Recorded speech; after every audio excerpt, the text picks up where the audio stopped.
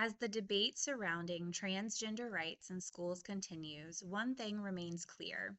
School administrators have an ethical responsibility to support every student in their care. Regardless of background, race, beliefs, or identity, every student deserves a safe and supportive learning environment. This ethical responsibility does not exist specifically because a student is transgender.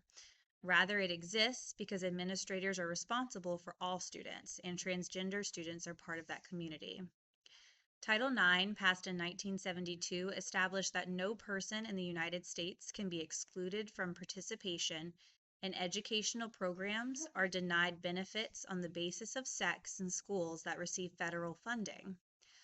While the interpretation of sex has evolved and continues to be debated, the core purpose of the law remains the same: preventing discrimination in education.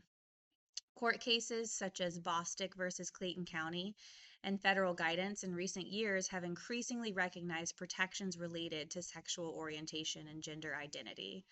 At the same time, legal and policy debates, especially in athletics, continue to raise complex questions regarding biological differences, fairness, and participation. Because of these complexities, administrators must approach the issue with humility and understanding. Ethical leadership requires balancing multiple responsibilities: protecting students' civil rights, complying with laws and policies, and maintaining fairness within school programs.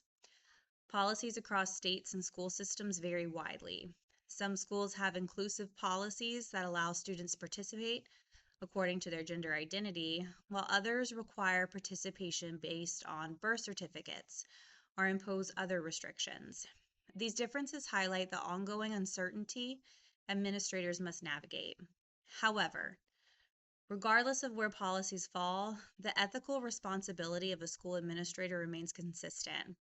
Administrators must ensure that every student feels safe, respected, and valued within the school community. This involves creating a culture that prioritizes both inclusivity and equity. Inclusivity means acknowledging and respecting students' identities. Equity means recognizing that fairness does not always mean treating every student exactly the same. Instead, equity means ensuring that each student receives the support and opportunities they need to succeed. In practice, this responsibility includes preventing harassment or discrimination, responding thoughtfully to student concerns, and fostering a school climate built on respect and dignity. Administrators may not always control state laws or national debates, but they do control the tone and culture of their schools. Ultimately, ethical leadership in education requires remembering the central mission of schools: supporting the growth and well-being of students. When administrators lead with empathy, fairness, and respect for all students, including those who identify as transgender, they help ensure that schools remain places where every student has the opportunity to learn, grow, and belong.